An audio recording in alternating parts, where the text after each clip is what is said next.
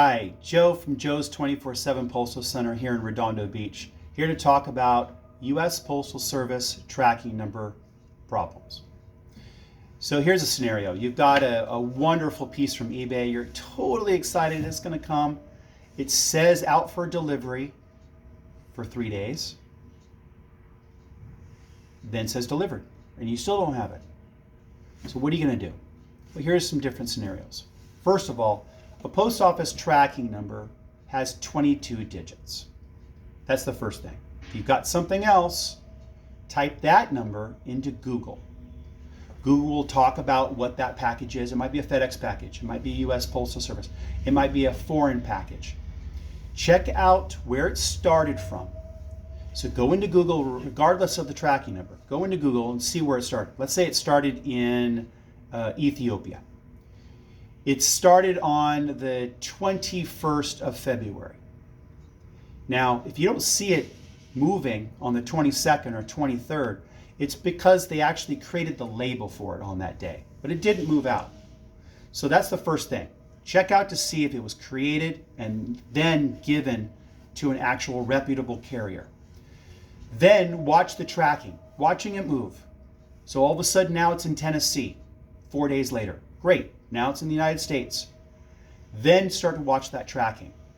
Let's say you live in Redondo Beach, California, and then all of a sudden it's in Los Angeles. Great, it's going to be out. But then nothing happens after that. So generally what will happen is the post office is under time constraints.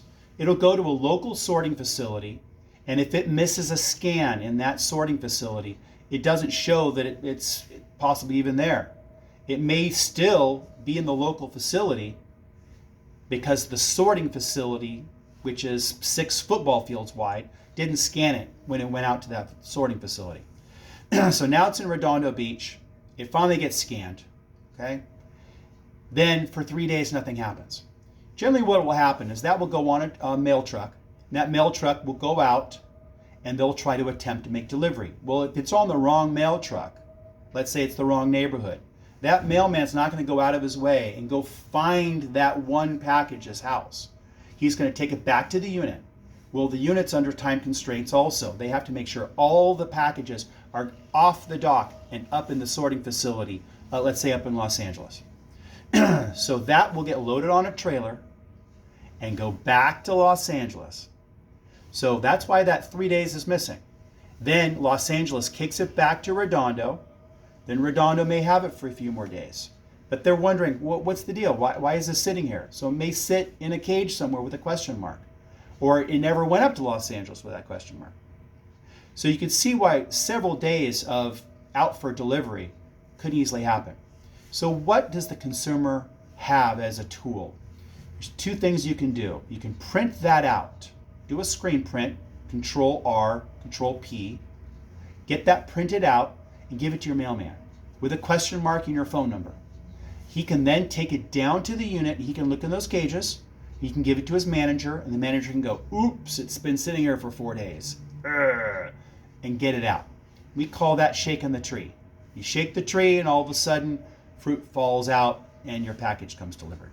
That's scenario number 1. Scenario number 2 is you have to call down to the post office. Well, they don't answer the phone. They don't have phone numbers listed. So what you do is you go to Yelp. Type in Yelp, type in post office, and the zip code you're looking for. Most of the time, you will actually have a local phone number in Yelp. Call that number, tell them your tracking number. They can see where it was last scanned. Chances are it might have been scanned on the dock, and it's been sitting there for 3 days. I hope that helps. Happy shipping.